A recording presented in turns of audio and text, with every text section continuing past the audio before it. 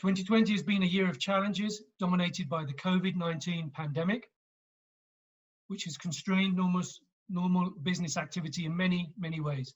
However, it has also provided opportunities to rethink, to reshape, and to take different approaches to the way we do things. CGS 2020 is a clear example of that, a virtual event rather than a physical event. The challenges of the current environment and going virtual this year mean we've been able to cast our net much wider in terms of speakers and panelists that we have programmed, and also means that the event can be accessed by people all around the world without the need to fly to Colombia. We have a large contingent of delegates from Canada, from Australia, and from Europe, in addition to speakers from both the East Coast and West Coast of North America and Australia as well. COVID-19 aside, 2020 has been very positive for precious metals and increasingly so for copper, with higher prices seeing producers generate more cash, which they are using to strengthen their balance sheets, paying dividends, and importantly, investing more in exploration. Higher metals prices is also stimulating gradually greater interest in exploration in the sector. And Colombia, as well as Ecuador, have both seen new exploration companies landing in the shores in recent months. During the past price cycle a decade ago, Colombia became the most sought out jurisdiction for gold exploration in the world. Interest is increasing again, with several new companies exploring the country, but nothing like the level it received a decade ago. During the course of this event, we aim to delve into the conditions for exploration in Colombia and Ecuador and look at the broader country risk climate, to the government policy as regards to exploration, to try and see what is working, what isn't working, why isn't exploration coming back now like it did a decade ago. And of course, Ecuador. Ecuador has been attracting a lot of mining investment from some of the biggest names in the business. Last year, it saw 2 new mines, world-class mines developed, Mirador and Fruta del Norte, for copper and gold respectively. So in some ways, the two countries are like binary stars, revolving around each other. Policy changing. As the policy of one improves, the policy of the other seems to get a little bit more difficult, and vice versa, over a 5 to 10 year cycle. 2020 has also been a year of frustration and success. In Ecuador, as I mentioned, Fruta del Norte and Mirador both began production a year ago. Fruta del Norte this year has achieved commercial production. Here in Colombia, the Buritica gold mine has started production and will be ramping up through the early part of 2021. But the environmental permitting process for the Soto Norte gold project in Santander was unsatisfactory, with the ANLA National Mining Authority, Licensing Authority, neither accepting nor rejecting the studies provided by the project sponsor, Minesa. This will be a talking point for sure during the legal day tomorrow morning. In addition to providing a thorough evaluation of where we are now, CGS 2020 also looks to the future at the challenges and opportunities that it may hold in store. From energy transition technologies to ESG finance, to new technologies and processes, to working with small miners and local universities, and of course, building deeper and stronger relations with local communities. Cognizant of the challenging business conditions 2020 has thrown at us, early on CGS 2020 took the decision to cancel the annual physical event and program a virtual event. We also took the decision to make attendance at this year's event free of charge, a decision that was only possible through the generous support of our sponsors. So before I start, I'd like to say thanks to our platinum sponsors, long-term CGS supporters, ALS Global and GRANCOLOMBIAGOLD, and this year, HD Corporation, who's kindly sponsored our coffee mug to keep me going today. Also thanks to our gold sponsors, B2 Gold, Agnico Eagle Mines, Cordoba Minerals, Reliance, Explomin, and Expo. And also thanks again to HD Corporation, the coffee mug, B2 Gold, who's provided me with my notebook for taking down a lot of the important things that people are going to be saying. And once I've had enough coffee, Mineros is kind enough to have given me a good flask of water, a reusable non-plastic bottle to keep me hydrated. Please also check out our sponsor information in the commercial exhibit hall on the website, which is sponsored by Logan Drilling, which is colombiagold.com. And there you can find information about the sponsor companies, the services they provide, as well as their contact details. You can also find out more information about our speakers and panelists on colombiagold.co. Finally, I want to thank the Australian and Canadian embassies for their support in helping to source expert speakers, as well as media support from Mining Journal, Kitco Media, and Finance Colombia, amongst others. Each day of CGS 2020 has a different theme. Today is ESG Day, sponsored by Quintana Drilling. Tomorrow is Legal Day, sponsored by Denton's Cardenas. Thursday is Projects Day, sponsored by Perfitech. And Friday is Technical Day, sponsored by Intera SHI. Each day is organized with a morning session commencing at 10 o'clock in the morning until 12 noon, a lunch session from 1 p.m. until 2 p.m., and an afternoon session from 3 p.m. to 5 p.m. The idea being to give everybody a break, a good 1 hour break from the screen to catch up with emails, do something different, get a break from the screen, eat, whatever. Today we also have a special bonus session from 5:30 p.m. to 6:30 p.m., which I'll talk about more in a moment. As I mentioned, simultaneous English, Spanish, Spanish-English translation is available, so please click the globe below to avail yourself of that service. Finally, we encourage you to submit questions for our speakers and panelists using the Q&A button below in the tool panel, and time permitting, we will ask those. So welcome to ESG Day, which is sponsored by Quintana Drilling, a company characterized by its high standards for safety and the environment, as well as developing excellent relationships with the communities where it works. ESG Day will start with a look at risk and risk mapping before moving on to our keynote panel session on ESG finance, a growing factor which will shape mining sector investment going forward. The lunchtime session will look at energy transition technologies, courtesy of the Australian Embassy. And this afternoon, we turn our attention to CSR best practice, talking to a range of companies, experts, and experts in the space.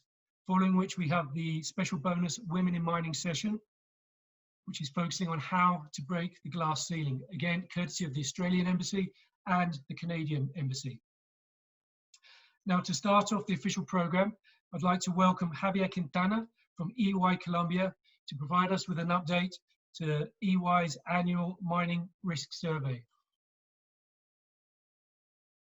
Bueno, buenos días para todos. En primer lugar, un agradecimiento especial a Paul por nuevamente organizar el simposio de oro en Colombia. Muy complacidos de estar en esta conversación. Digamos que la discusión de este año tiene un elemento muy relevante, no esperado. El año pasado hicimos este evento y esto todavía no estaba en el radar de nadie, y tiene que ver con las implicaciones del COVID-19 en general en el sector minero, pero en particular en lo que tiene que ver con el sector de oro. Entonces, lo que vamos a compartir hoy es la visión que tiene nuestra firma EY respecto a cuáles son los retos, las oportunidades y las tendencias del sector, en particular en un ambiente de COVID-19.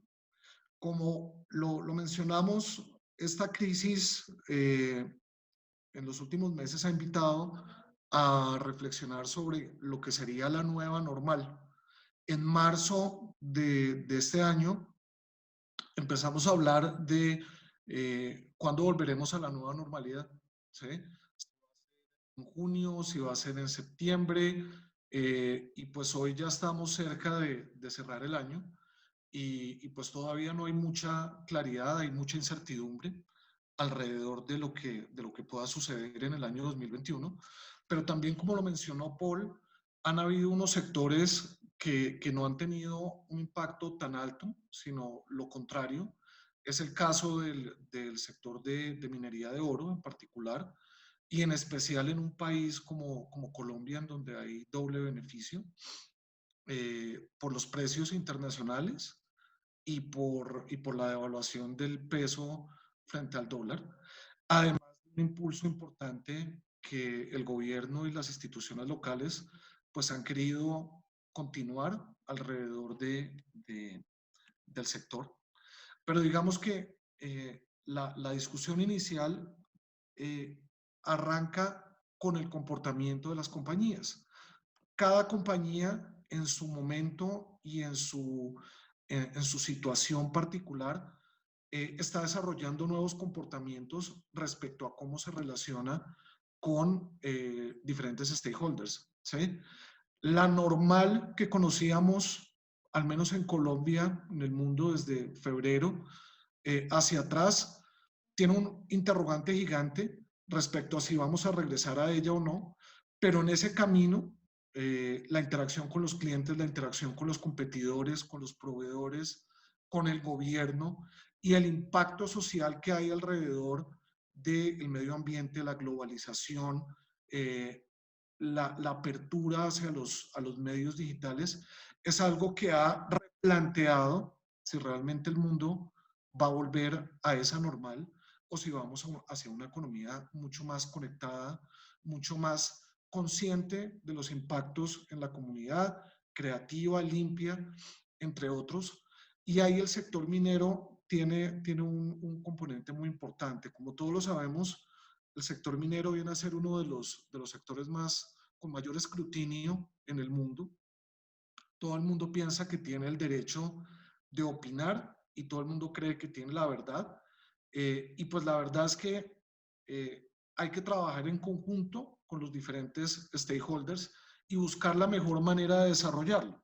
Y un buen parámetro podría ser, y es la vista que tiene nuestra organización, pensar en una economía minera de calidad, ¿sí?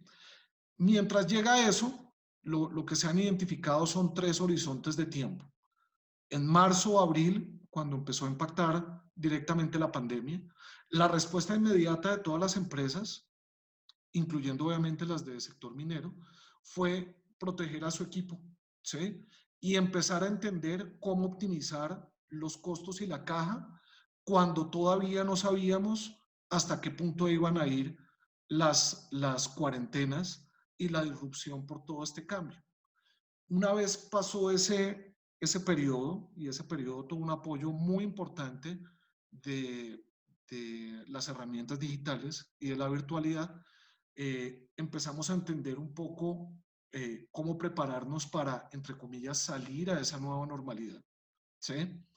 Y para un sector como el minero, los temas de liquidez y los temas de planes de respuesta y la conexión con los stakeholders para restaurar confianza en el mercado fueron y han sido fundamentales, ¿sí? Sin embargo, la película no termina ahí. La película va mucho más allá y ahí es en donde entramos a entender el beyond, en donde para algunos sectores, para el caso de la minería en buena medida, posiblemente algunos componentes no tradicionales como tecnología disruptiva o como cambios en la forma en que se opera, nos va a guiar hacia esa nueva normal, ¿sí? Mientras tanto estaremos viviendo una posible recesión global, todavía no sabemos de qué profundidad, y esperamos que esa nueva normal en algún momento se convierta en verde. Ese es el escenario en el que estamos.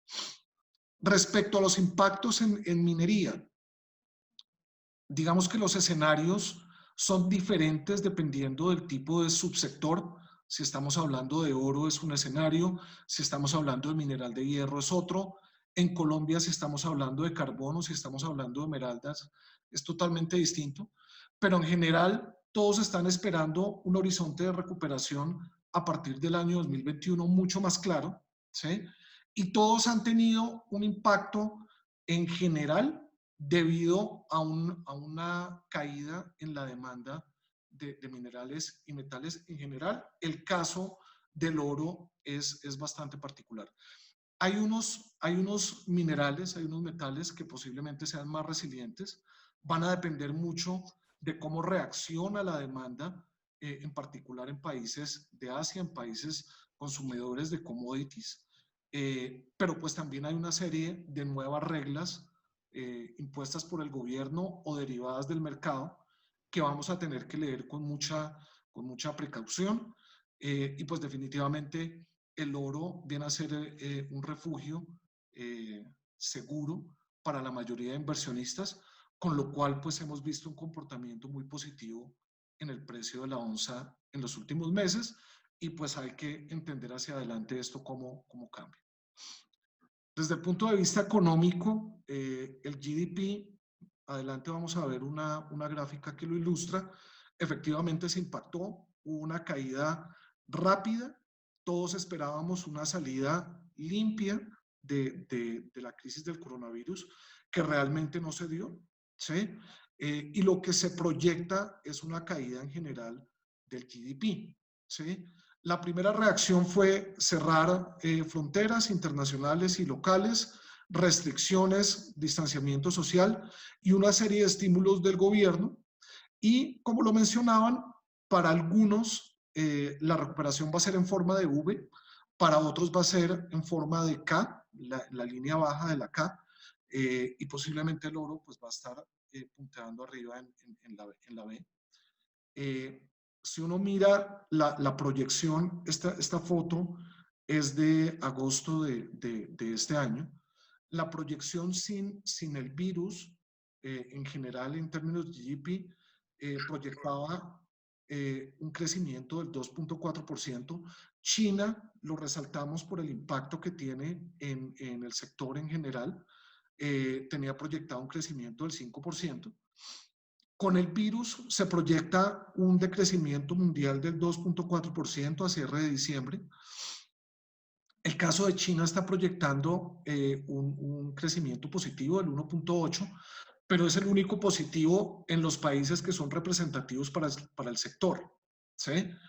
En un escenario en donde proyectemos una mejora de la situación del COVID-19 a partir del 2021, se puede proyectar un crecimiento mundial del 1.1 y un crecimiento sin virus del 3.3, y si continúa el virus, posiblemente un crecimiento del 1.1, ¿sí?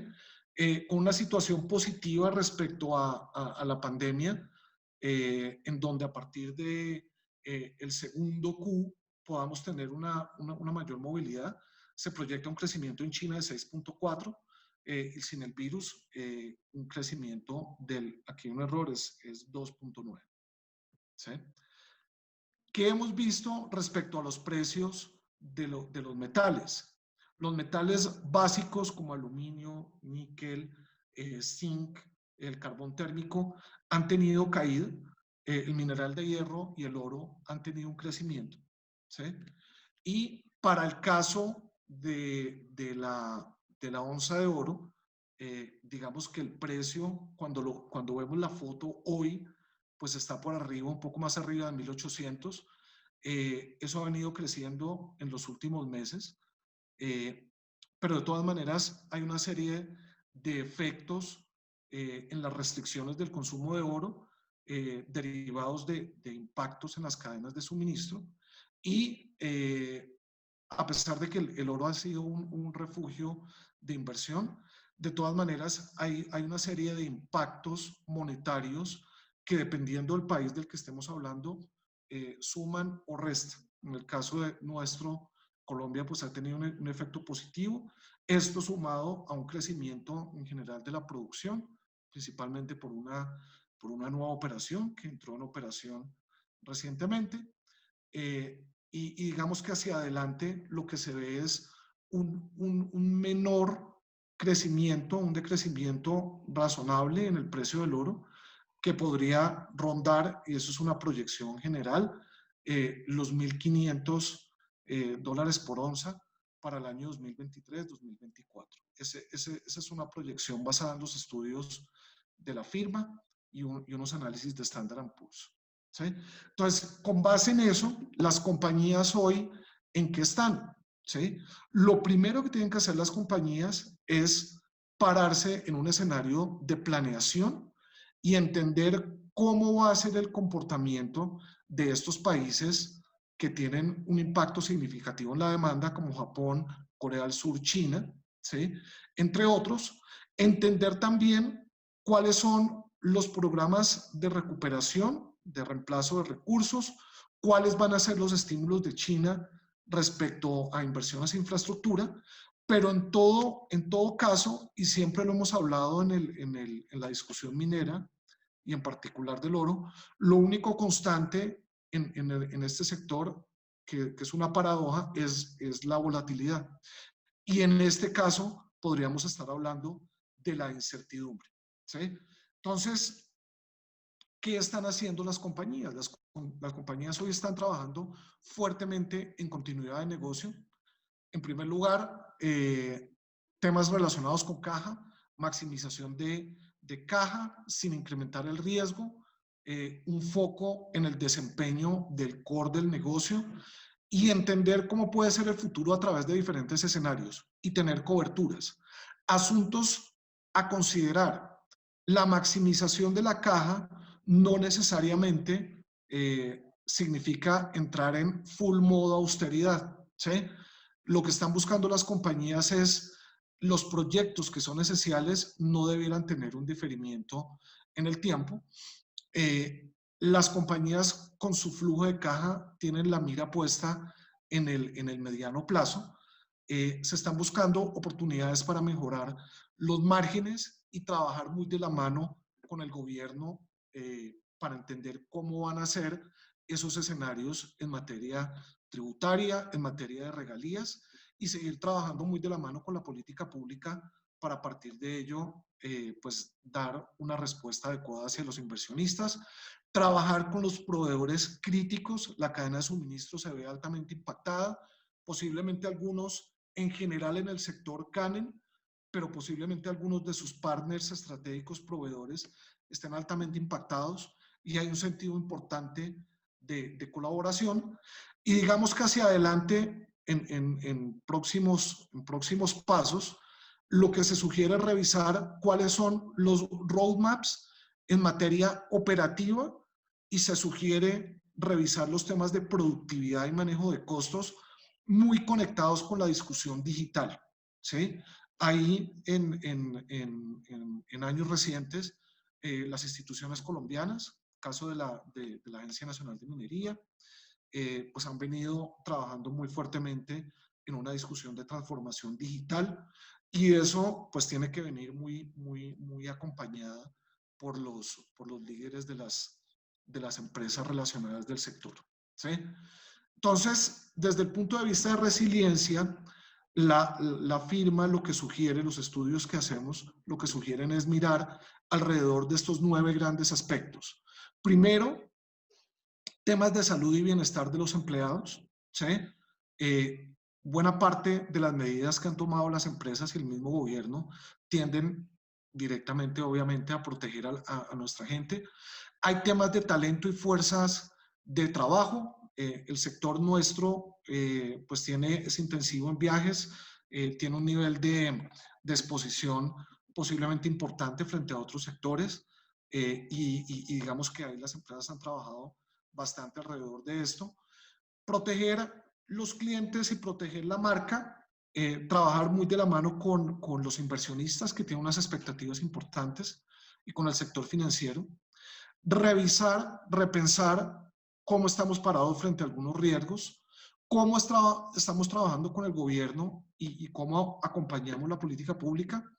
Temas de tecnología muy relevantes, cómo aprovechar herramientas digitales, no solamente en temas de productividad, sino también en infraestructura, en la arquitectura tecnológica que requieren las empresas y la resiliencia en materia cibernética y de seguridad de la información, que es muy importante para el sector, que acompaña pues políticas de seguridad física también, y leer muy bien cómo va a ser la recuperación de los seguros y eventualmente cómo se van a manejar todas estas disputas legales y manejos de contratos, más mirar la cadena de suministro de una manera holística y trabajar pues muy de la mano con los proveedores. Entonces, este es el framework que nuestra organización ve para los 3 escenarios y ahí sí la reflexión individual por compañía y por institución es como el caso. Nosotros normalmente trabajamos en lo que es el radar de retos y riesgos del sector. Ustedes pueden consultar esta información, Paul la va a tener disponible, y en los últimos años, esta es la edición número 13 del estudio de riesgos, pues tiene unas condiciones y unas variaciones importantes. El año pasado, antes del COVID-19, pues teníamos una discusión de licencia para operar, licencia social y en general los temas regulatorios para operar como el principal reto del sector. El futuro de la fuerza de trabajo como una preocupación, los temas digitales, reducir la huella de carbono, todos los temas verdes y impacto medioambiental, riesgos de alto impacto propios de cada subsector, entre otros asuntos. Y pues todos estos deberían ser revisados, ¿sí? En cuanto a licencia social, es posible que retornemos a nacionalismo, ¿sí? En fuerza, el futuro. Si quieres, vas a la lámina siguiente, por favor. Para el año 2021, en la anterior, por favor. Lo que tenemos como retos, como riesgos y también como oportunidades, tienen que ver nuevamente con las discusiones de licencia para operar. Ahí lo que hay que seguir entendiendo, en particular en el caso colombiano, va a tener que ver con primero con el regulador, pero también con aquellas campañas antiminería, asuntos como las protestas de la comunidad, la competencia entre la extracción y las actividades tradicionales de producción, la informalidad de las operaciones ilegales, pues siguen siendo un tema muy importante y son los que están en el radar pues del inversionista y de las operaciones mineras locales en Colombia, pero aquellos riesgos propios de alto impacto, y ahí sí dependen de cada subsector, los temas de productividad, los temas geopolíticos, que van a ser muy importantes leerlos, y los temas digitales y de innovación son aquellos que están en la agenda. Como lo hemos mencionado en oportunidades anteriores, lo más relevante es que cada compañía defina su agenda, ¿sí? Y sobre esa base proponga internamente acciones dentro de su organización y con stakeholders relacionados, actores de gobierno, proveedores, incluyendo otras compañías del sector para poder, digamos que llevar hacia adelante este modelo. Dale a la siguiente, Paul, por favor. Respecto a la licencia para operar, está identificado como el número 1, el reto más importante. ¿Cuáles son las recomendaciones para el estadio del Next y Beyond? La comunicación regular con stakeholders diferentes, desde ONGs hasta el gobierno, jugadores de la comunidad local, entre otros. El partnering con las comunidades para que la perspectiva positiva de la minería, en particular en este caso de la minería de oro, se incremente frente a la percepción de las comunidades. Y más allá del COVID-19, lo que la firma propone y sugiere es trabajar en conjunto en la creación de planes de valor de largo plazo, ¿sí? Vamos a la siguiente, Paul. En los temas de productividad y costos que siguen incrementando, lo que vemos es una serie de cambios en la fuerza de trabajo, el aumento, el incremento del uso de la tecnología y posiblemente viene un incremento en algunos costos, protocolos, nuevos procedimientos, entre otros. Si quieres, vamos a la siguiente. Que de alguna manera, pues las empresas lo que van a buscar es trabajar en ellos para aumentar la productividad, para aumentar los márgenes a través de iniciativas que eliminen silos, apalancados en herramientas como la inteligencia artificial, Hay muchos métodos para crear modelos matemáticos para recuperación, por ejemplo, en procesos de flotación y en otros asuntos que vale la pena entrar a revisar. Vamos a la siguiente, por favor. En temas geopolíticos, muy importante entender, esto es la vista a nivel global, posiblemente un incremento en regalías e impuestos, un incremento también en políticas para atraer inversión extranjera. Esto posiblemente el gobierno lo va a tener muy en el radar. Va a haber un hueco fiscal importante y el sector minero en particular puede tener una contribución relevante para ayudar en este hueco fiscal. Hay un tema de ajustes a las leyes para acelerar en lo posible las licencias de operación. Esa es la perspectiva que se ve afuera. Ojalá podamos tener ese efecto a nivel local.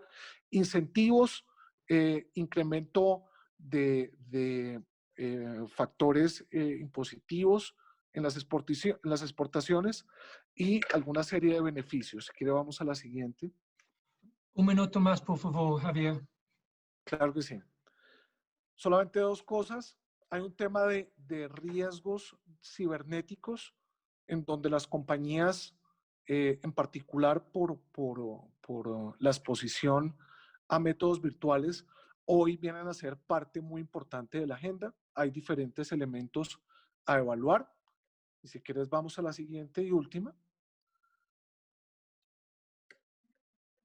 Y pues vienen todos los temas de transformación digital. Hay en particular en el sector minería de oro, se ve un incremento en la automatización, se ve un interés importante por los centros remotos de operación, digitales, virtuales, robótica para el back office y algunos modelos de blockchain que ya se empiezan a ver en Colombia, pues para mejorar la confianza y la gestión digital de contratos y operaciones.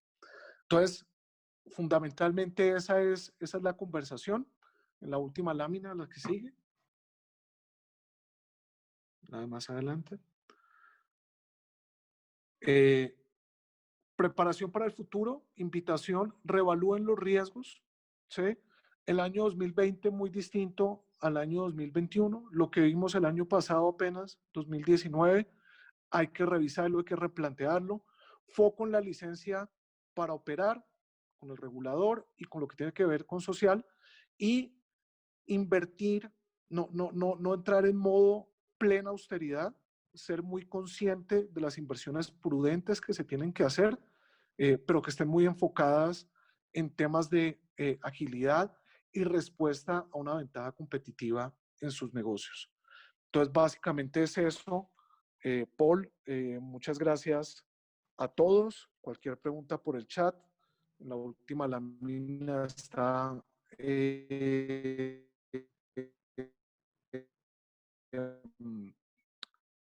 y este documento estará disponible para todos ustedes. Muchas gracias. Muchísimas gracias, Javier. Quédate en línea, ojalá que vamos a tener tiempo para unas preguntas un poco más adelante. Ahora sí, con Michael Cullen, FTI Consulting. Hello, everybody. Welcome to this year's Gold Symposium. While not as fun as being in Medellin, I'm sure it'll be just as informative. Our broad theme this morning is ESG. This has become an industry buzzword over the last few years. It is a term that is often used with a positive intent, but also one bandied round in our sector with little thought for its actual meaning and designed to endow one's project with a patina of credibility. So even though I want this presentation to focus on the practical implications of ESG for mining operations on the ground in Colombia and the Andean region, most notably stakeholder mapping, I also think we should spend a few minutes at the outset defining exactly what we mean, and importantly, do not mean by the term ESG. Michael, is your screen on full screen, please? Let me put that onto full screen for you. Thank you. It's not showing up as full screen. Is that better? Yeah, that's perfect. Thank you. Okay, that's still on full screen. Yep, that's big, yeah. Okay, great. So what is ESG is the first question that we have. People throw around the term ESG with abandon to mean a lot of things, whether that be sustainability, corporate social responsibility, public relations, environmental impact analysis, social investment strategies, and so on and so on. But at the end of the day, at the core of ESG considerations, what we're really talking about is the management of risk and the preservation of shareholder value. So what are the key components of ESG? I know this will seem very obvious to a lot of people out there, but we are speaking about this as we're speaking about this concept for a chunk of the day, it's important that we all have some sort of definition or relativity amongst the audience. It is going to sound like a glimpse of the blinding obvious when I say ESG specifically stands for environmental, social, and corporate governance.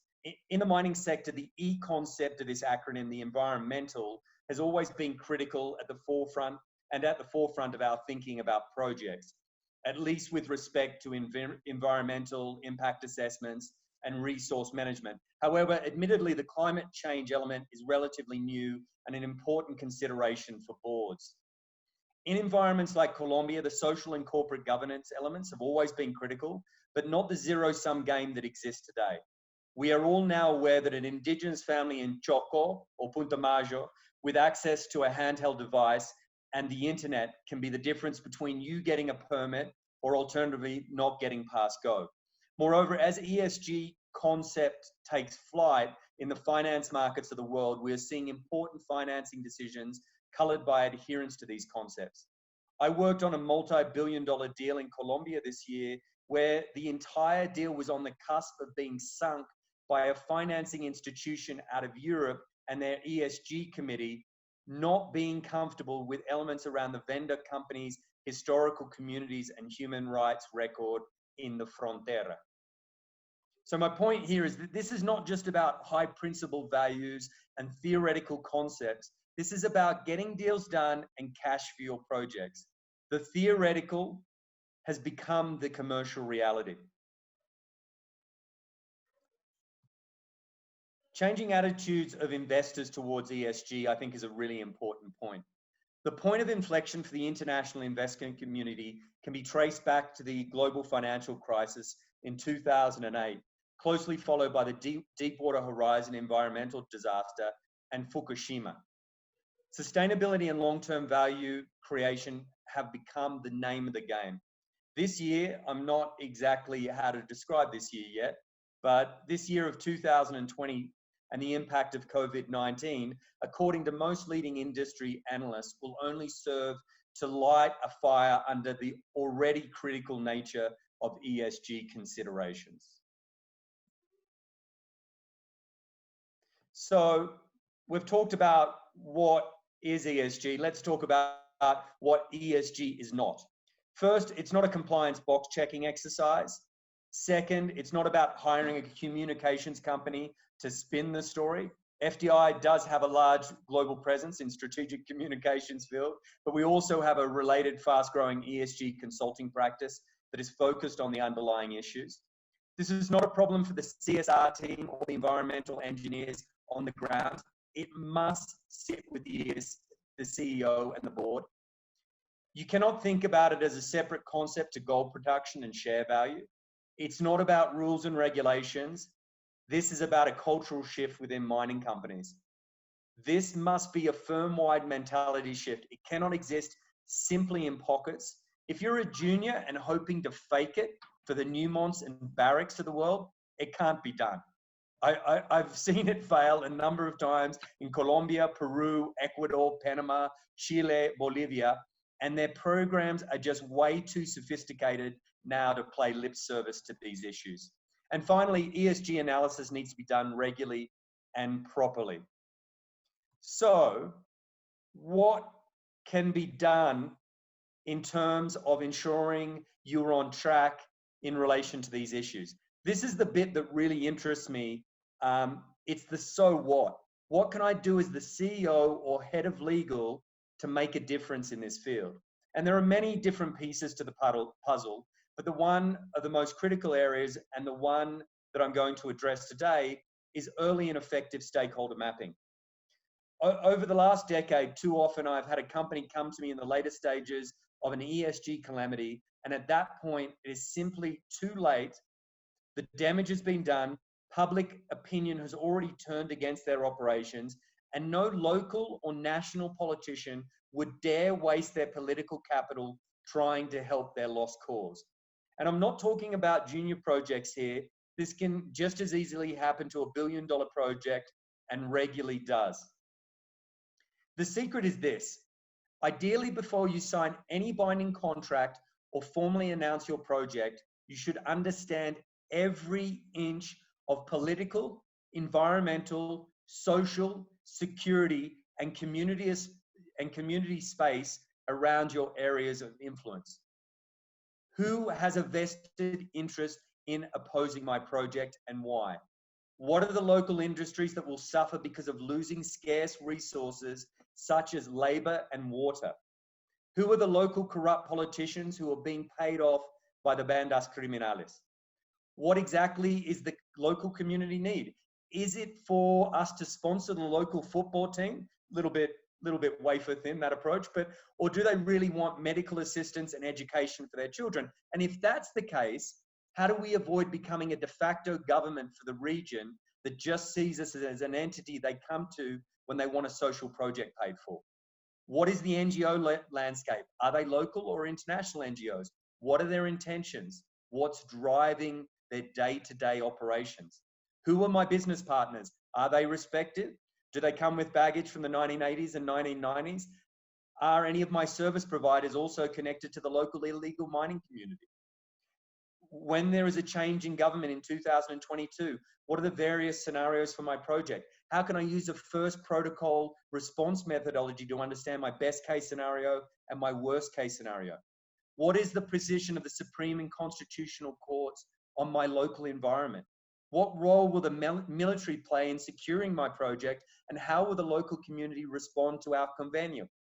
To answer this question, you need to understand the human rights track record of the armed forces in your area of operation.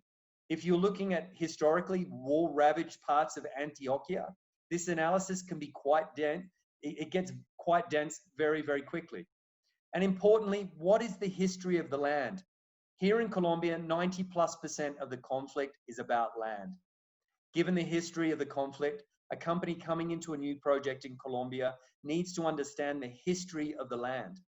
Who were the historical owners? Sounds like an easy enough question to answer, but given our history of violence and forced displacement, it can be really complicated, and you cannot find your answer at your local law firm, especially as we have no foolproof land title system and one of the largest displaced populations on the planet. I could keep on going on and on here, but you get the picture. You need to do your ESG homework early and discreetly. Where this investigative work is done overtly, it's not particularly effective nor popular. Moreover, pre-investment, in my experience, people tend to tell mining companies what they want to hear. Once they've dumped a bundle of cash and are at the point of no return, that's when things change. So if you do this ESG homework properly, you should have a very clear image of what you're dealing with and how to mitigate those risks. At FTI, for example, we use a graphic tool called I2, which maps out all the stakeholders and their power-related connectivity. And I've seen these I2 charts produced that literally cover every wall in a boardroom in Toronto, Denver, Vancouver, or Perth. In those cases, the client is generally well prepared. So, in finishing, in relation to the stakeholder map, if done properly, it should be a map that coordinates a navigable path for your company between the community, the public sector, and the private sector, within which I would locate illegal actors as well, to be honest. To some, stakeholder mapping seems unnecessarily expensive at the start of the project, that is all too often grappling with funding and momentum. But trust me when I say it gets a lot more expensive if these ESG issues are ignored and allowed to fester. Thanks for that, Paul. Many thanks, Michael. I want to take an opportunity of my privileged position here to fire away a question. a lot of sense, and the panel this afternoon on CSR best practice, I imagine, will have a lot to say on some of the donations-based and other approaches you touched upon. But I think it's interesting you mentioned that even sort of billion-dollar companies get it wrong. So, devil's advocate, what chance does a small junior with few resources have? And how do you see that changing here in Colombia, given that a junior explorer now has to go through some kind of prior consultation process and maybe even an environmental impact process just to get a concession? Yeah, it's a great question. The way I see it is, obviously the big gold mining companies of the world, the big mining companies, they've got a huge advantage in just their depth of knowledge. They have an FTI within their organization that just looks at these issues on a daily basis. But the one thing I would say in my experience is, if you were to compare the juniors to the majors, it's like the difference between a tanker, an oil tanker out in the middle of the ocean, and which is obviously the major, as opposed to a yacht, which is the junior. And the advantage that you have as the junior mining company is that ability to be small and flexible and adaptable, and the different pieces within your organization are easily connected, so you can tack quickly and change direction, and everybody can communicate with each other in a far more effective way, because you're not an organization of tens of thousands of people. So I'd say the advantage that juniors have got is they're not hidebound by bureaucracy that often exists within some of the bigger mining companies. They can be smarter, they can be more efficient, they can be better communicators internally about these issues, and that gives them the ability to pivot, to tack much more effectively and efficiently than maybe some of the larger players. So I think, obviously they don't have all the internal resources that the larger mining companies enjoy, but they've also got this ability to be on the ground and efficient and communicate effectively amongst themselves. And I think they can use that to their advantage. Thank you, Michael. I'd like to sort of bring in Javier Quintana, if he's still around. Yeah, Javier's still here. Javier, this is a question touching your presentation, but also very relevant to Michael's presentation. We got a question in about the worldwide move towards automation in mineral extraction operations, requiring fewer people at the mine face and mineral processing and transportation. That obviously has an impact on communities as well, because one of the main benefits mining brings communities is jobs. But one of the trends in the mining space is to automate more, take people out of the equation. So how do you see that developing going forward? Sí, hay una discusión importante alrededor del potencial impacto que tienen las tecnologías emergentes en los trabajos de la gente. Y pues realmente lo que nosotros vemos hoy es que muy posiblemente algunos de ellos se desplacen a funciones más analíticas y de gestión, pero hay que entender ese impacto en las comunidades como es, ¿sí? Lo que sí están trabajando los gobiernos a nivel internacional es en formación acelerada de las comunidades y los stakeholders relacionados para que ese impacto de la irrupción tecnológica sea lo menor, ¿sí? Pero la cara que siempre queremos ver y que esperamos que sea la que finalmente se perciba es el beneficio en términos de agilidad, en términos de productividad, en términos de eficiencia, y pues eso trae unos réditos positivos en lo financiero que también dan la vuelta hacia las comunidades. Entonces, hacia allá es hacia donde va la discusión. ESG finance, Michael mentioned it, I think Javier mentioned it as well, is a term that is perhaps new to many of you, but one that is becoming increasingly important. And we are very lucky and fortunate to have a prestigious panel of experts to discuss it with us here this morning, including Jeff Swinoga from leading industry mining consulting firm EY, also the same company as Javier, Cynthia Urda Kassis from legal firm Shearman and Stirling, Mike Davies, CFO of GRANCOLOMBIAGOLD, one of the largest gold producer in Colombia, and Mark Fellows, founder of Skarn Associates, a consulting firm based in London, which specializes in the generation of information such as CO2 equivalent emission curves for mining operations. Good morning, everybody. Please unmute your microphones. Morning. Morning. Maybe to start off, everybody could sort of introduce themselves, who you are, why you're here, and what you do. You know, you're in my top corner, Mike, so let's start with you. Okay, thanks, Paul, and appreciate the invitation to join the panel today. ESG is definitely a very topical thing for this year, especially for companies in the mining space like Gran Colombia. I'm just going to share a presentation that I've got here just to walk through a couple of things. Mike is, the reason I invited Mike into this panel is over the last 10 years with GRANCOLOMBIAGOLD, he has helped put together a number of financings using very different financial tools, and including most recently a deal with Wheaton Precious Metals, which is a streaming and royalty company, and has a very high, should we say, ESG threshold. Yeah, please take it away, Mike. Yeah, so thanks. So I always start off discussions about Gran Colombia and now Caldas Gold, our spin-off from Gran Colombia earlier this year, by saying that ESG is part of the company's DNA. When we acquired the Segovia operations 10 years ago, moving into the community, being seen as a foreign national, obviously to get our social license to operate, we had to be very cognizant of the ESG issues within the title and the focus of the community. And over the years, our local team has done, I think, a tremendous job with, you know, a very broad range of programs and you know, actions being taken along the ESG framework. I think, as you said, Paul, with, you know, this year, it's become very apparent now at the corporate level with investors that ESG is, you know, top of mind with everybody. And so we as a company have had to, you know, go an extra step now to, you know, respond to that.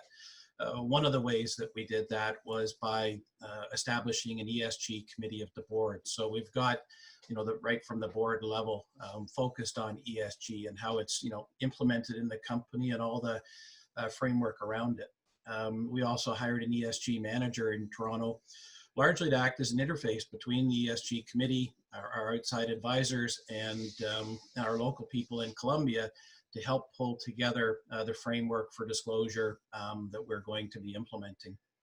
And then the third thing we did was we said we don't have all the answers, so we went out and hired people to help us. In the case of Gran Colombia, it's the ESG team run by Jeff Swinoga that we've brought on board. And so the EY team's been working with us through a process this year, which is going to lead to the first corporate sustainability responsibility report about ESG that we'll publish next year. And we're quite excited about that. In Caldas Gold, we hired a local firm, Adventus. They're doing the same job that EY is doing, and a very good job as well, working with the Caldas team and our ESG manager and the board committee with the same goal of getting to a responsibility report next year on Caldas's activities in the Marmato community. So it's been very important for us. And this is not a long presentation. We're still evolving this, you know, our disclosures as we go, but we have zeroed in on the fact that, you know, we are committed to responsible mining and certainly in supporting the communities in which we live and operate. And what we do know right now is our 4 key focus pillars, and these are aligned with Wheaton, which was also important with us, that, you know, we and Wheaton, who's a large partner in now the financing of Marmato with the $110 million stream that we've recently announced, we do share our vision around the 4 key pillars of our ESG programs. You know, focusing on COVID-19 has been very topical and very, you know, something we've really had to respond to this year, protecting our workforce. We stayed open through the pandemic, the worst of which was going on during the second quarter, especially with the national quarantine in Colombia and the restriction of movement of people. So the protocols around our employees at sites were vital for us to stay safe and also stay in operation. But equally important, we found that the communities during the quarantine were vulnerable to a lack of supplies and things that they needed to keep going. And, food was one of the things we early on recognized, and we've done a number of shipments over the second and third quarter of food to all the communities around Segovia and Marmato, medical supplies to hospitals, critical care units, and even masks to the community. So we've really stepped up our game during Q2 and Q3 in response to the pandemic, and I think there's been great community response to that. Education is one of the 4 pillars, and something that we in Gran Colombia really got into early, working with Angelitos de Luz, a local foundation. We started the private elementary school in Segovia. This past year, we've now constructed and started operation of a high school. So now kids can go to high school in the title in which they live, rather than having to leave the title to go each day, some rather long journeys to get to school, and hopefully increase the number of kids that will finish through high school. In and around the community, it's been important. We, right from the beginning, had a small miner artisanal mining contract model that we continue to use today. There's over 40 contracts in place, and these artisanal miners are working in mines that are in our title but outside where we're currently mining. They do so under a contract with us, so the material comes to us, to our Maria Dama plant for processing, rather than out to the illegal mills that use mercury. It legitimizes the mining and allows the employees of those contract miners to qualify for Social Security benefits. So it, from our perspective, is a very valuable piece of our social license to operate. And we get about 10% of our production in Segovia from that contract mining model. Health and safety has been important, and we've created a culture of that and improved results. Diversity and training, including women in our mines, has been very important. And then working with the municipalities on improving roads, including roads that allow us to have our trucks bypass the center of town, have been key parts of our focus. And then the environment is something that we've really focused on as well. From our El Chocho tailing storage facility, uses filter press and dry stack tailings, and eventually will be turned into land that can be used by the community, to reforestation of dormant tailing storage sites, even the respect to biodiversity. We've planted over 12,000 trees in 16 hectares of our title that we've done. And then most recently, we announced in May of this year that we're planning to invest in a renewable energy source, a solar generated power station in Colombia. It'll go into operation next year, and that will ultimately allow us to take some electricity off the grid from a renewable energy source. So that's a very high level overview of Gran Colombia and its position right now in ESG. Thank you very much, Mike. Next, Cynthia. I invited Cynthia onto this panel. Cynthia is a leading mining lawyer, corporate lawyer based out of New York. She's worked on numerous loan agreements, M&A transactions, things of that nature. So I think she's got very unique perspectives from the kind of things that are starting to appear in deal terms, the legal documents behind the deals. Cynthia, please tell us a little bit about yourself, what you do and who you do it for, please. Great. Yes, as Paul said, I'm a lawyer with the international law firm of Shearman and Stirling, and have been focused on the mines and metals sector for a number of years, working both with mining companies, junior mining companies, mid-tiers, and major companies, as well as all kinds of investors in the sector, mostly debt investors, but not exclusively, and both traditional as well as the new so-called alternate financiers, so streaming companies, private equity firms, trading houses, and a number of other investors in the sector. And I would echo everything we've heard so far this morning regarding the role of ESG in being central to the investment decisions of a number of the players in the industry and of the companies. But it is kind of interesting, and I think it's been mentioned a couple of times this morning, that ESG, it has a long history in the mining sector. I mean, mining companies and at least the core investors in the sector have long focused environmental matters, health and safety matters, anti-corruption issues. So important elements of what we now talk about as ESG. And that's been going on for a long, long time. We've seen it in both financing transactions and M&A transactions, joint venture arrangements in the form of the diligence that entities do before they decide to enter a joint venture or make a debt or equity investment in a company. It's the representations that companies need to make in order to close those transactions, the indemnities they provide, covenants, promises they make in terms of how they'll construct and operate their facilities going forward. So that's long been part of the way the mining sector has done business. But I think there's no question that there has been a kind of sea change recently in the way, perhaps, I mean, it's led to a sea change in the way mining companies have looked at this area, but I think it was really driven by the way investors look at it. I think maybe it was Michael who said that there's been really a cultural shift. So what is new about ESG? And I think what's new, what's driving this cultural shift is ESG is not just a focus that investors and companies that are in industries which seem to be, poster children for potential environmental and social and governance issues. So the mining sector, some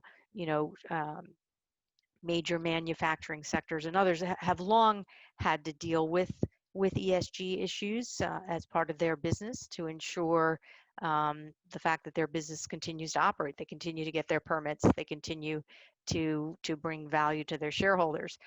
But it's now industries which you didn't necessarily, the general public at least, didn't necessarily think of. I mean, the fashion industry, the technology industry, a number of industries which, on their face don't appear to be at risk in these sectors, but actually are. It's also a focus now, a pervasive focus, not just for example, in the mining sector, the core investors, not just the multinational investment institutions like IFC and some of the major export credit agencies, a few of the core commercial banks, some of the specialty private equity funds that focus on the sector, who have long focused on ESG and understood the relationship between the ESG policies of a company and their ultimate success as a business. It's now all investors, even relatively passive equity investors who take relatively small stakes are now focused on ESG evaluations of the entities in which they park their funding. It's also, I think, and Michael made a good point on this, it's, what is meant by ESG? I think, go back a decade and ESG was very much focused on the E, on environmental matters, making sure you got your permits and you operated within your permits, didn't have major incidents. The World Bank standards, Equator principles were very much a focus. As indicated earlier, E is now much, much broader than that. It's not just implementing international best practices, well beyond the requirements, but best practices, and now goes further into climate change and sustainability and carbon neutral and all kinds of aspirational goals that the worldwide community is focused on are now part of the evaluation that investors make of particular opportunities in the sector. And there are now, because I think of the pervasiveness of the investors who are focused on this, some of whom, the ones who've long operated in this industry and have internal capabilities, they have internally groups that focus on this and have the expertise to evaluate it. But there are a number of other investors who don't have that, who are not able to, through internal resources, to make these evaluations on their own. So you see this explosion of new ESG rating agencies, right? Sort of the Moody's, S&Ps of the ESG world, which are measuring, and each one of whom, or many of whom, have different methodologies for evaluating a company or a project in terms of their ESG performance. So I think those four things have really changed the way the world looks at ESG and the way the mining sector has to address these kinds of issues. So what does that mean for a mining company and investors in the mining sector? It means a couple of challenges. One is what really are investor expectations? And that, I think, at the moment is an evolving situation. It's really not clear exactly what investors want. There's quite a broad range of how investors view E, S, and G. I think there's more of a convergence in terms of E, the environmental, just because it's a more, it seems to be, it's more scientific, maybe more objective. It's been around longer. It's been the focus longer. So I think there's more of a general agreement, understanding on what the standards are and expectations are in terms of mining companies focused on environmental. The social side and the governance side are still evolving significantly. Which then leads to the second challenge, which is both a challenge for companies as well as investors, which is getting the story out. And it's not just, it's not a question of spin, it's really a question of making sure that the company gets out its story, what it views as most important for it and its assets in the ES&G area, and what it's been doing and where it is in its journey in the ESG world, and then how investors can effectively evaluate companies, both in terms of not just what their disclosure is, but what their view is of that disclosure, whether they need third-party assistance to do that evaluation or not. And I think lastly, what the third challenge, or third major challenge, there are many challenges, but the third major challenge is that you are getting a lot of conflicting messages, because you do have a number of these third-party organizations which are evaluating companies in the ESG area. They use different methodologies. They're not always transparent in the methodologies that are used. Different companies, as was said earlier, bigger or smaller companies may have more resources in order to provide more information. They may be more sophisticated or less sophisticated on how to get their message out. It is not a one-size-fits-all area. It is ESG and ESG compliance, and the effectiveness of that compliance is very much driven by the assets of the company, where they operate, what the stage of their operations are, what the environment, the social and political environment is in which they are operating, and any number of other things. So really, lastly, I would say that although there are a number of challenges which companies are dealing with now as the ESG world evolves, there are opportunities, right? What's coming out of this is that there are new sources of funding and new structures. I think, as was mentioned before, there are now funds which focus on providing resources, financing for ESG activities. So there's new liquidity coming into the mining sector, becoming available to the mining sector in order to fund some of these projects. And I think a lot of people are familiar, originally it was the capital markets and the so-called green bonds, which were used to finance, wind farms and solar arrays. But it's gone way beyond that at this point, where it's not just the capital markets, it's the commercial banks, it's the multilateral lending agencies, it's specialty, private equity and other funds. It's green bonds, green loans, ESG linked facilities, transition facilities, sustainability bonds, all kinds of financial products that are now out there and available to mining companies, not just, solar manufacturing entities. So these facilities are very much things which mining companies should consider as they move along with their ESG evolution. There are many benefits to these facilities. They can, among other things, they can be a third party sort of validation of the message that the company wants to make in terms of its ESG activities. They can be, a source of liquidity otherwise not available. They can have some, financial benefits in terms of lower pricing and a number of other benefits which are important from a mining company's perspective. So I think, Paul, that's really how all I would say is part of the introduction. Thank you very much, Cynthia. That's very comprehensive. And one of the recurring themes of what you were talking about, management tools, and how there are a plethora of management tools, different ways of measuring have emerged, and making it very difficult to compare like for like, apples for apples, to the extent that one of the world's leading gold producers has created its own standards, its own yardstick. This was a theme I talked about with earlier this year. I wrote an extensive piece for Mining Journal on this subject matter, interviewing both Cynthia and Jeff as part of that. And it also provides a very nice segue into introducing Mark Fellows of Skarn Associates. Skarn was formed early this year, and its main product was the development, the generation of CO2 equivalent emission curves. Now, this is going to be a new term, a new concept for many of you. So think of it like a cash curve, a cash cost curve.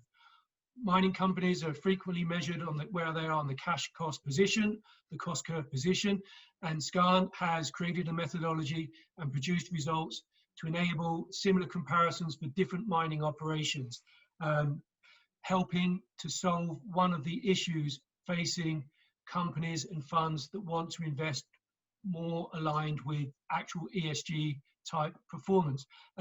Mark, hopefully I didn't disgrace you with that description. Please give us a much better description than that. Tell us about yourself, tell us about Skarn Associates, and tell us about the all-important CO2 curves.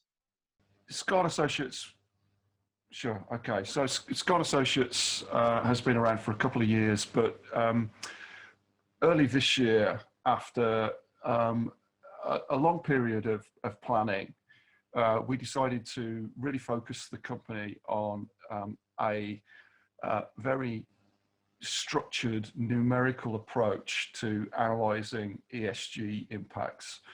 And all of us within Skarn, we're a team of 7 people now, come from a background as mineral economists. So we have a long career history of looking at individual mine production costs and then aggregating those up into global cost curves for particular commodities, and making sure that we're looking at those production costs in a very consistent way that we can relate back to the underlying technical parameters. So things like production rates, the mine plan, grade profiles, mining method, process method, energy consumption. And many of those same drivers which drive operating costs also drive ESG impacts.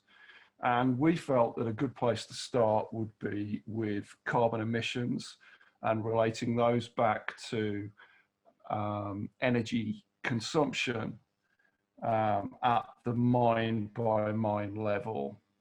And so what we've done is we've created individual mine models and captured as much data as is available in terms of energy consumption, broken down into the key inputs like electricity, diesel use, and we've benchmarked those things per ton of rock mined or per ton of ore processed. And we are now using those to create forward-looking models of carbon emissions on a mine-by-mine basis for a whole range of commodities. In August this year, we were approached by BHP, who asked us to provide carbon intensity curves for their Climate Day presentation in September, for metallurgical coal, copper, nickel, and iron ore. Additionally, we've also created carbon intensity curves for gold. Having done that, we're now working on water and capturing water use metrics and relating those back to operating parameters. In future, we're also looking at land use and looking at things like hectares disturbed relative to other metrics regarding the operational footprint and rehabilitation provision and all of that stuff. We are very keen on making sure our data sets are consistent, so we have to do an awful lot of triangulation between, for instance, reported carbon emissions and any information we have with regard to energy consumption at the mine site level. So to give you a better idea, the end result looks like this. So this is our carbon intensity curve for the gold mining sector. So each of the vertical bars represents a gold mine. The width of the bar is proportional to its 2019 production, and the height of the bar is representing the carbon intensity. So that's the mine site scope 1 and 2 emissions. So that's the emissions relating to fuel consumed on site, so it's scope 1, and electricity purchased, which is scope 2. And so we rank that in order of increasing carbon intensity per ounce of gold produced. And this is the curve you get. The way, as Paul said, this is very similar to a production cost curve. So you may have seen similar curves in the past with the y-axis being dollars per ounce of gold, all in sustaining cost, or whatever the metric is. But in our case, it's tons of CO2 per ounce of gold equivalent produced. As you can see, I've highlighted on there the Colombian operations we have within our data set, including Gran Colombia, and a few other Latin American mines, just to give you some context. The thing which differentiates mines and causes them to have a particular position on this curve are obviously energy source. So Colombia benefits from having quite a substantial proportion of its supply coming from hydroelectricity, which obviously has a very low carbon footprint. And I think that's why to a large extent, that explains the very low carbon footprint and very favorable position of the Colombian operations on the curve. And the other big driver is ore grade. And again, some of the operations here benefit from having very high grades, which means that per ton of rock converted into per ounce gives you a very low carbon intensity per ounce of gold produced. So it's a really something we produce as a benchmarking tool, and we're finding that it's being very well received by the mining companies, particularly the major mining companies, and also the major financial institutions. And what the financial institutions are telling us is that this is becoming a really fundamental component of their financing decision process. So credit committees are looking at this stuff and asking the question, are we financing mining companies with a competitive low carbon intensity, and how is that going to change over time? Can we actually demonstrate to the bank's own internal ESG committees that we're making investments that have a very favourable environmental footprint. And we're hearing similar things from, for instance, the metal traders. They're also being asked to account for this when they go looking for trade finance for instance, base metal concentrate shipments. And it's also becoming a key factor in M&A, merger and acquisition strategies as well.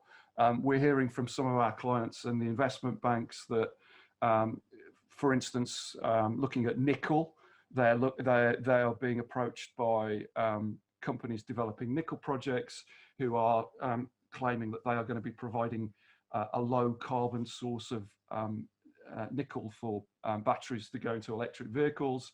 But this kind of analysis is what's needed to really prove and benchmark that. And our view, very strong view, is that this has to be done at an asset by asset level, and it has to be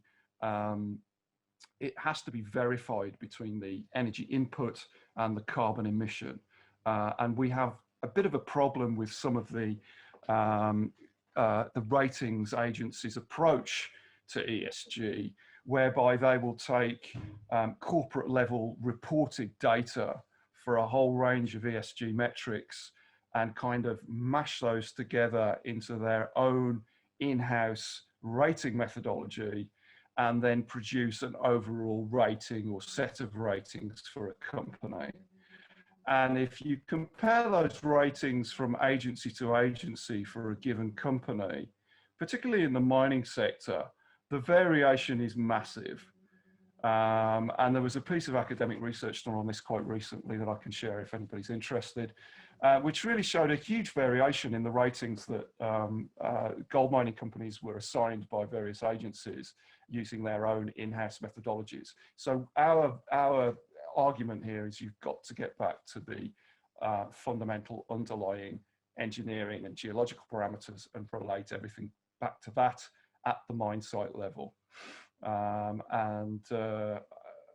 think that's maybe the key message I wanted to get across today, was that ESG can be, as speakers have previously said, ESG, particularly the E part, does lend itself to being quantified in a very consistent way. Thanks very much, Mark. I want to cut you off there because I've got so many questions, and I think in CGS 2020, over the 4 days, we got some excellent content, some very, very good presentations. But for me personally, this is the most important thing, the most groundbreaking thing that we've got in the whole event. This is new. I haven't seen these before. I imagine Mike Davies at GRANCOLOMBIAGOLD hasn't seen these before, but I imagine he'd be keen to get these into his corporate presentation at some point. That's incredible. Who'd have thought that Colombia is way, way to the left of the CO2 curves? Let me, before going on to Jeff, Mark, companies, the big gold companies all talk about tier one assets, and for the likes of Barrick Gold, that's a mine with a 10-year mine life that's capable of 500,000 ounces a year production in the first quartile of the cost curve. Now, here you're showing a CO2 emissions curve. Do you think that sooner or later this will be included as part of that tier one definition, i.e. assets in that first quartile, maybe second quartile of this curve? I actually do. And I think there is going to be so much focus on carbon reduction over the next 10 years that it's going to become an unavoidable part of every company's strategy. And it is going to be one of the benchmarks by which their assets are judged. And it's not going to be a secondary thing at the back of the report. It's going to be right up front, because there's going to be a race to decarbonize and a race to finance that. And it's going to be absolutely vital if companies, mining companies, want to retain their social license particularly amongst the international investor base, it's going to become mandatory. So yeah, I see this becoming absolutely ubiquitous, if you like. Excellent. Thank you very much, Mark. I'd now like to sort of turn to Jeff. We've obviously heard from EY this morning. We've got an idea what they do. But I invited Jeff to this panel because he's become an industry thought leader, shall we put it that way, on the ESG finance subject matter. Again, forgive me if I've given you a bad description, Jeff, but please go ahead, introduce yourself. Thanks, Paul, and I hope you can hear me okay. And it's a pleasure to be on this panel, and thanks very much. I have to say that maybe from my perspective, I've been in mining for about 25 years now. I've worked at Barrick Gold and mid-tiers and gold, base metals, PGMs, and so forth. I was CEO for a junior exploration company for a while and joined EY about 2 years ago. And the one thing that I am so happy to see this sort of transformation happening in the conversation we're having about ESG. I know we did a presentation this morning about our survey and sort of a license to operate being #1 for third year in a row, which is tremendous. And this is a survey of over 250 executives, mining executives. So I think the mining companies are certainly getting it. We also did an investor survey where 98% of institutional investors said that when making their investment decisions, they look at ESG performance as well. So the investors are getting it. The CEOs I've talked to, the mining conferences I've been a part of, it's always the #1 topic. And to get more granular on it and understand how this evolution is happening, I'm just extremely proud of the mining sector. The reason I'm kind of personally behind it, about a year and a half ago, we get access to a lot of information, as you mentioned, Paul, and we sort of went through a branding exercise of all the different industries. And in mining was seen as probably one of the lowest brands, on the lowest tier brands. So the fact that we're having these conversations, these webinars, the conversation about getting better and doing better things, and educating people like Mike has done on the phone here, we're really helping to attract a lot of capital to the mining sector, and this capital is going to allow companies to further transform themselves, do better, lower their emissions, and do all the great things that's been discussed today. So I'm happy to say more. I could probably go on for 3 hours, Paul, but I want to give you back some time if you need it. I'm happy to answer any questions. Well, thank you, Jeff. We're now going to go into sort of more formal or informal Q&A, if you like, and I want this to be a sort of open, free-flowing discussion between all the panelists. So I've got a whole bunch of questions. I'll direct them at specific people, but please feel free to jump in as and where you think you've got valuable points to add. Cynthia, I want to start with you. You gave a very good definition of the terms at the top, as one would expect from a lawyer. To what extent are you seeing ESG elements coming into loan agreements, coming into merger agreements, that kind of thing? You know, it's typical in a loan agreement that there's a whole bunch of covenants that you've got to maintain so much working capital, or your debt ratio is going to be such and such. Are you starting to see ESG metrics making their way into covenants? Yes, I mean, absolutely. And there has been for quite some time references to different aspects of, E, S, and G in loan agreements, but it's becoming much more granular, and it's becoming more tailored to the particular transaction that we're working on, to the particular project or activity that's being financed. And in particular, if you look at some of these new ESG linked financing products, transition bonds, green bonds, all of these, they are very specific, and they oftentimes, for example, you can have a situation where the interest rate either goes up or down based on the performance by the company in certain KPIs relating to E, S, or G, or all three. So those get very specific, and there's a lot of discussion to try to make those as objective as possible. So, to avoid disputes on whether the savings is going to be implemented. Thank you, Mike. I'd like to turn a similar question to you. As you mentioned, you recently, I think just this past week or so, you closed the $110 million streaming agreement with Wheaton. You've been raising other money for Caldas. You've obviously done other, you're looking at doing some gold link notes as well, or you just done some gold link notes there as well. To what extent were ESG elements part of those discussions with the various different financial houses you've been talking to? And did they make their way into the actual agreements themselves?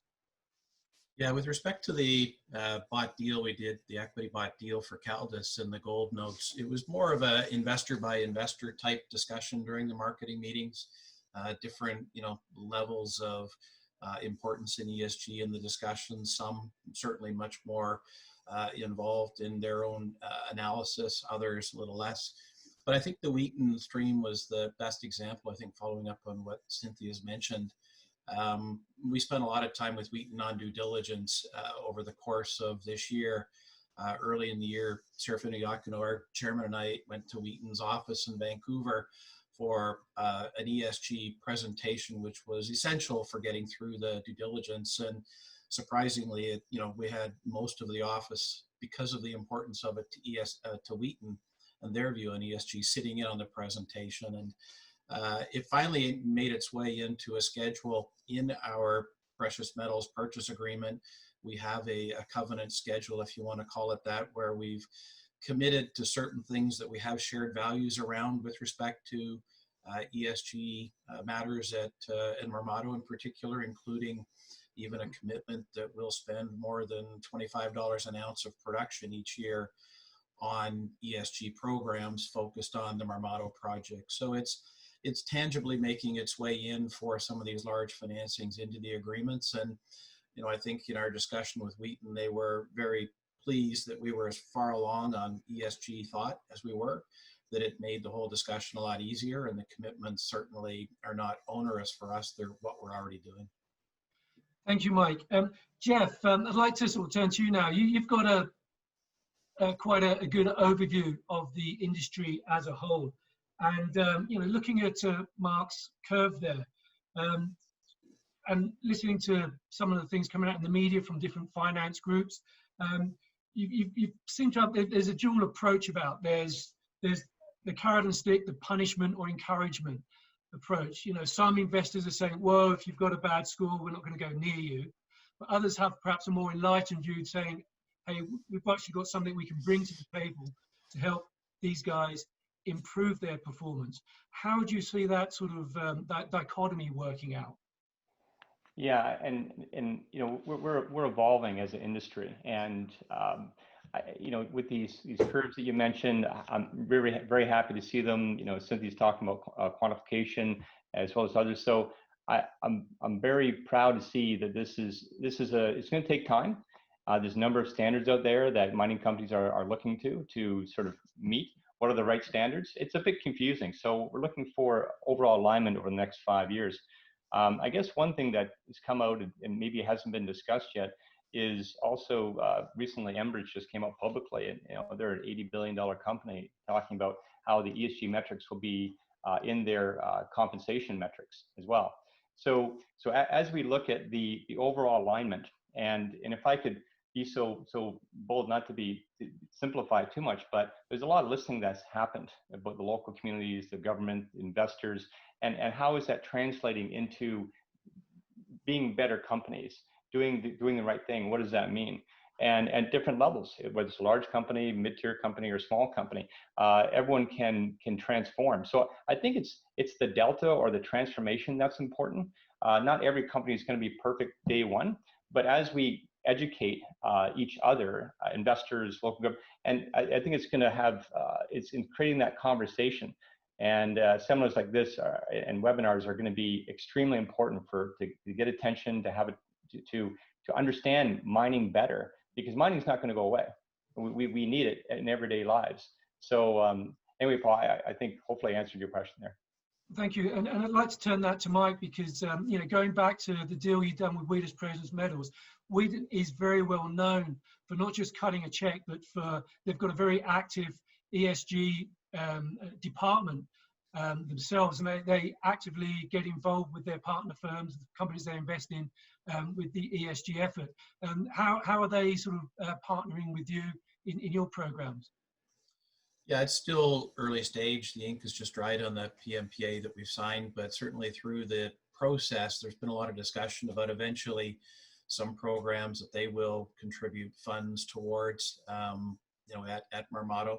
So we do see that they put more than just you know, some covenants in your agreement. They are putting some of their own cash in behind these programs. And certainly I think during COVID, you've seen announcements from them of some very large, you know, emergency response funding that they've done around COVID. You know, we certainly didn't benefit from that. We weren't signed up yet, but I think going forward, it's something that you will see them. We've talked about a few programs that are important to them that they will join with us in Marmato. So I think it's something you'll see as a trend going forward. Thank you. Mark, I'd like to go sort of back to you. During your sort of introductory comments, you talked about asset allocations, portfolios, and of course, this isn't just finance companies, funds allocating their resources. You know, you're very much looking at this as how miners are potentially going to allocate their resources and manage their portfolios going forward. Recently in the news, Glencore CEO, even Glasberg, was talking about, hey, look, we may have some assets, coal mines that don't score very well on the CO2 curves, but rather than divest them, that's just going to pass the issue on to somebody else that may not take care of it. So rather than divest them, we're more thinking about just running those assets down, shutting them, closing them down. Unfortunately for here in Colombia, that includes a couple of coal mines, they're partners in here. How do you see the role of your CO2 curves in portfolio decisions and allocation decisions going forward? How are they going to be used, do you think? Well, that's a really interesting example, and I think Ivan's approach is obviously quite laudable in a way. I think that there is definitely going to be some portfolio rebalancing with higher carbon assets being sold off by many of the mining companies. We've already seen that. And you're right, I think many of those they're not going to just disappear. They're just going to end up in the hands of owners who aren't under the same pressure to reduce their CO2 footprint. So for the world, that does not make any positive change. I think this is going to be a major driver of corporate strategy in short. And one of the interesting things that we are encountering is when mining companies engage with us to talk about our work, pretty much the first question all of them ask is, where do our assets sit on your curve? And to some extent, that may have some influence on whether they're going to become clients of ours or not, or whether they need to go away and do a bit more work to plot up on a slightly better position on the curve. But it's really obvious that this is being taken very seriously. And the other thing I would offer is that we at Skarn started floating this idea of carbon intensity curves amongst some of the mining companies that we're friendly with 18 months ago, back at the beginning of 2019. And it was not an easy sell. Nobody was really that interested, but something changed in the second half of 2019 in terms of social attitudes.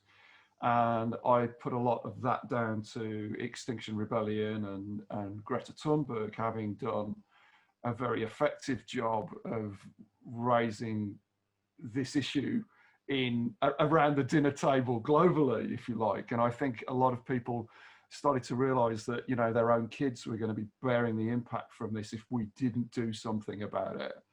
And that has really changed attitudes just in the last 12 months. It's been absolutely incredible. And then I think COVID has had a very definite effect as well, albeit slightly different and slightly more subtle in some ways. But if attitudes can change that rapidly, and this whole issue can move up the agenda that quickly, I think that's actually quite a hopeful thing. And as Jeff says, I'm actually quite proud of all of a sudden, having felt slightly ashamed of the industry for some, in some regards over the years I've been in it, which I've over 30 years in the mining sector, I'm starting to feel quite hopeful and not quite proud yet, but yes, that people are actually giving this stuff a very serious look now and making changes. It's a really positive thing.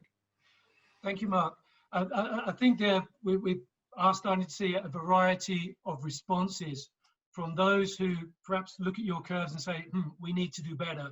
How do we get better? Where do we invest? What do we change? To those that say, well, we can just divest out of this, we can get rid of it and we'll improve. Or conversely, we can buy somebody else and dilute what we're already doing and improve. So I think it'll be interesting to see how that evolves. And given your position, Mike, of the position of your assets, maybe that's going to increase their attractiveness to others in potential M&A scenarios.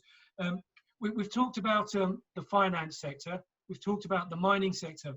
I'd now like to, look perhaps a little bit further into the future about government, because governments around the world are generally becoming more and more stringent on the permitting of mining projects. They're getting more involved in requiring some form of social consultation. But to what extent do you think we will, at some point in the future, see governments go the additional step of limiting who comes into their territories based on their ESG performance?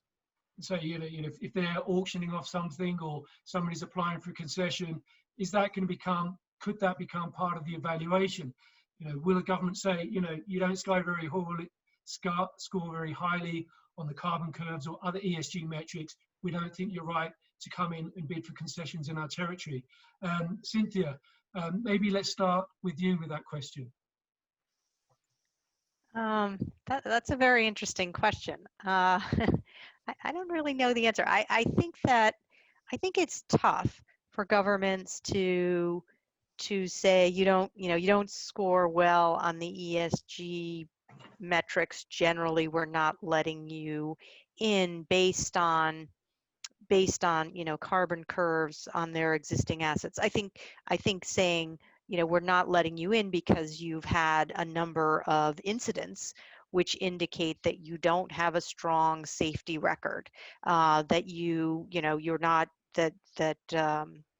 if you can point to sort of a management or other deficiencies which suggests that they're not focused on this, their performance is poor based on the way that they transact their business, they operate their assets. I think that's one thing, and you do see when people when governments do tenders and the technical criteria, you sometimes that's part of the evaluation. It's sort of their reputation within the industry in terms of the quality of the services they provide relating to the tender. I think that definitely, I think a little bit harder to say, a company that's been around a long time, and that would discourage the kind of thing you were talking about with Glencore, which is for companies to hold on and manage into through an appropriate transition, the ramp down or ramp away from some of these assets. Thank you. And for our audience, if they have any questions, please enter them on our Q&A panel. Jeff, I'd like to turn that question to you now and also modify it in light of Cynthia's response. Do you think that in addition to what I asked about government, do you think carbon curves will start being a data point in feasibility study, pre-feasibility studies, things of that nature, and also in perhaps terms of reference for environmental impact statements? Yeah, Paul, I think there is a role, or it somewhat depends. We sort of sometimes gloss over mining is mining, but different mining ore bodies are open pit, underground, they're all sort of different, right? So I think, the goal is to sort of create alignment with the local communities, the local government, and really understand. I mean, I think there should be certain minimum standards that a government puts in place, and however, depending on how a company is mining and the technology behind it, I think they should be either encouraged to maybe through subsidies or incentives or credits, like Mike talked about planting 12,000 trees or aspects like that. So when the government is looking at it, I think they need to look at it, the holistic approach about the impact, and that's what's kind of happening in Europe. They're sort of not really talking about ESG particularly. They're talking about the overall impact that a mining company has on the community, society, and so forth. But to answer your question about technical reports, I think there is a role to educate and have them in there and to meet certain standards, but also it's a document that people should read and understand. And so the more that's put in there, I think the better, or even in their sustainability report, depending on the size of the company. Okay, I can envisage a day when a company publishes a feasibility study, and in addition to talking about their production, their all-in sustaining cost, they have, here's our estimated CO2 emissions over, per year or life of mine or per ounce, what have you. Okay, we're running out of time now, so sort of final comments from our panelists, please, on how do you see ESG finance evolving? Let's start with Mark, please. Well, the one point I was going to add was that I think governments have already, and the EU is a good example here, the governments are already going to start exerting pressure through taxation, particularly with regard to carbon, and we are getting asked a lot of questions about the implications of that, particularly by the metal traders, in terms of what's that going to do to their supply chains, and how do they actually kind of account for the carbon going right the way back to the source there. So yeah, I think the pressure's going to come from every level, both fiscally from governments and in terms of society, and also from investors. And I think offsetting that is going to be a huge opportunity in terms of technological change that's going to be driven by this stuff as well, and also social change and governance change. I see lots of opportunity really for multiple levels here for all sorts of stakeholders. Thank you, Mark. And I see the opportunity, the more information, the better information that is available, the better the conversation a company can have with host governments and host communities about what the impacts or potential impacts of the project are. Mike, let's get your thoughts on that. You're looking at bringing in the Caldas Gold, the Marmatos Deep. You're looking at building a mine there. So having that great score, imagine potentially enables you to further and deepen the conversation with communities and government. What are your final thoughts on how ESG finance is evolving? Well, I think we've seen it pretty clearly through a lot of one-on-one meetings we've done through this year in marketing, that it's increasingly becoming one of the gating items for institutional investors to decide whether to buy your stock or not buy your stock. So I think as a public company, we have to be prepared with the information, because the investors are asking for it for a go or no-go decision. And if you haven't got the information available, you will miss out on the opportunities to get these institutional investors into your stock. Thank you very much, Mike. And Cynthia, final thoughts, please.